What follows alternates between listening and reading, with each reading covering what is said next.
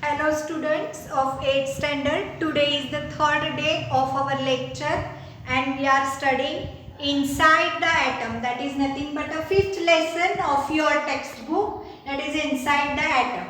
Before this we have seen how the atom is made up of, or you can say the various scientists according to them how they described the atom. Now today we are going to see the Rutherford's experiments.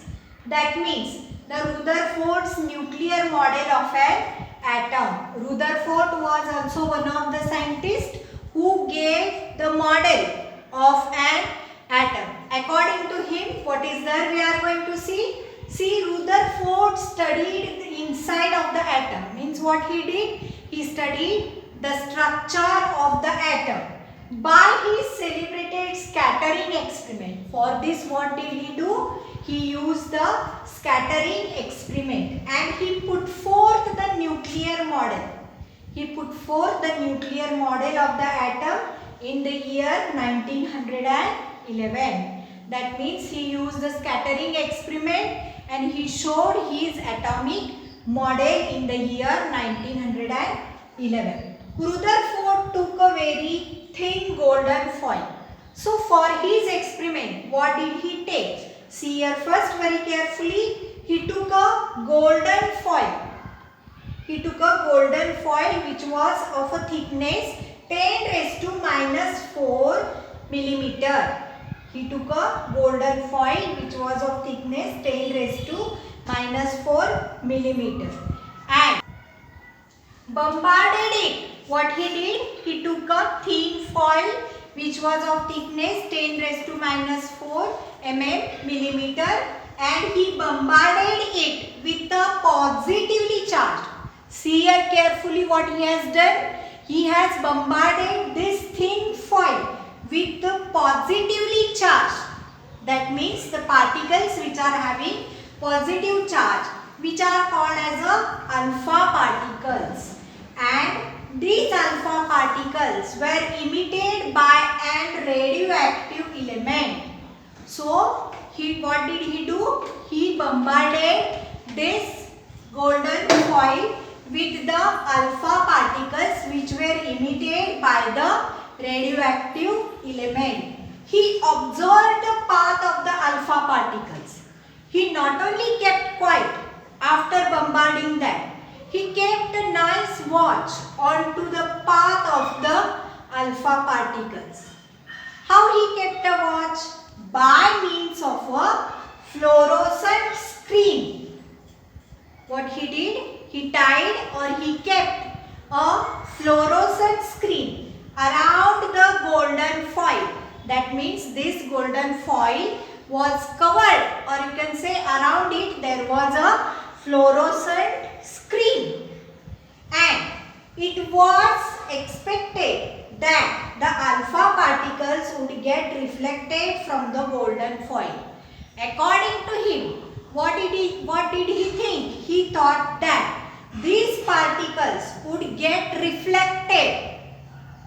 These particles would get reflected due to the obstruction into its way. But if the positively charged mass were evenly distributed inside the atom, what would happen? That we are going to see next. After bombarding the alpha particles with the golden foil, what did he find expectedly or unexpectedly, you can say? Unexpectedly, most of the alpha particles which were allowed to bombard to the golden foil. What happened to these alpha particles? Some alpha particles went straight. That means some alpha particles traveled straight. That means they went straight forward through the foil. Now, through the foil they went straight forward. A small number of alpha particles got deflected. Some of the alpha particles were deflected. That means they did not go straight, but they were showing some deflection from the original path. they showed the deflection from the original path through a small angle. There was a deflection of these alpha particles, but there was some small angle deflection. You can say there was an angle of a deflection with a very small quantity or with a very small angle. A still smaller number of alpha particles. Smaller number of alpha particles get deflected throughout a larger angle, but some of them were also deflected with a larger angle. And surprisingly, one alpha particle out of 20,000. That means what here? One alpha particle of the 20,000 bounced back. That means some of the alpha particles were bounced back in the direction opposite to the original path. That means what happens here? Some of the alpha particles traveled straight. Some of them were bounced back. Some of them did the angle of a deflection. And from that, one particle, or you can say one alpha particle out of 20,000 was bounced back. This was told by Rutherford. We are seeing from Rutherford's experiment that whenever he bombarded the alpha particles to the golden foil and he connected one of the fluorescent screen there to watch the, you can say, how the alpha particles goes there. So whenever he saw that, he has seen that the most of the alpha particles went straight. Some of them has deviated with some angles and some of them have been obstructed. That was also seen by him. Now further what he did, he see the large number of particles that went straight. The number of particles which went straight through the foil indicates that there was no obstacle in their path. That means whenever a particular alpha particle goes straight forward without stopping, that means it has no obstacle in its way. Now it means that there must be mainly an empty space inside the atom. Now how this alpha particle is going to drop, or you can say how it is going to travel. So whenever it is traveling, what happens as it travels straight? That means there is empty space inside the atoms.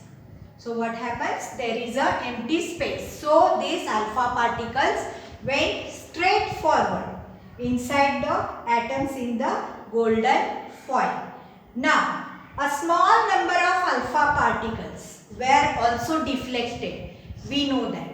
Now some alpha particles were deflected through a small or a big angle. Now some were deflected doing some angle of a deflection, and that angle of a deflection was small, or you can say big, and they have to face an obstacle in their path.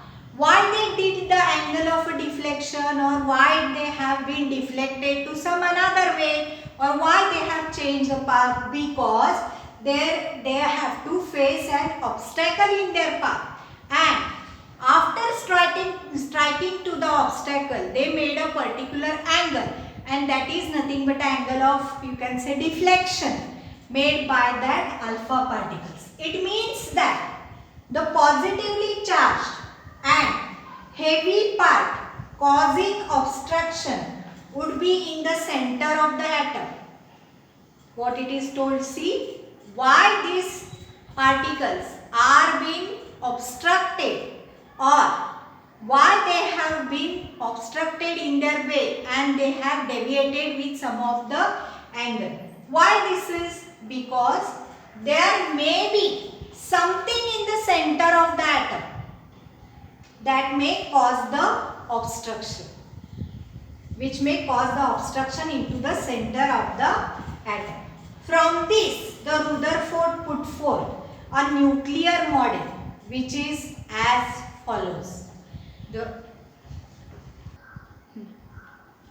From this, Rutherford put forth a nuclear model for atom as follows. This I have told you. Now what did he tell actually? See here.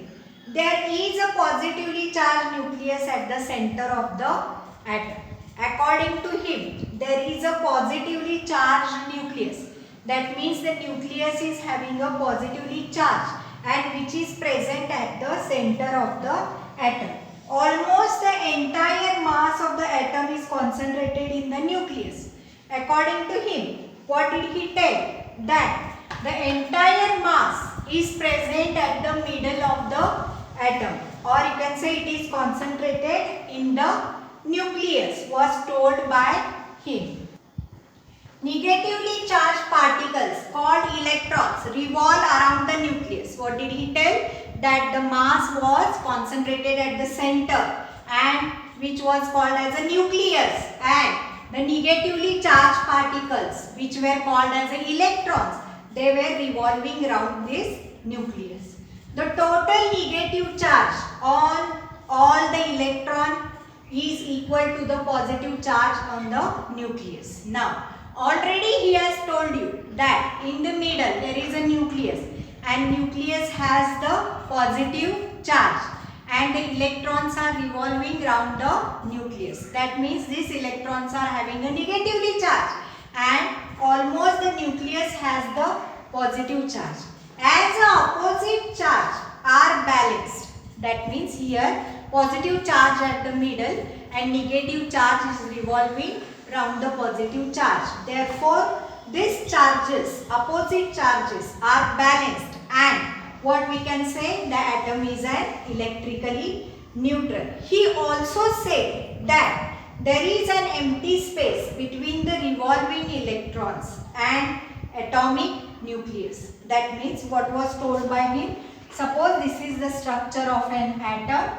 He told that there is, at the middle there is a nucleus which contains the positively charged and the electrons are revolving round this. Both of these are oppositely charged, therefore they cancel the effect of each other. And also he told that between this positive charge and between this negative charge there is an empty space.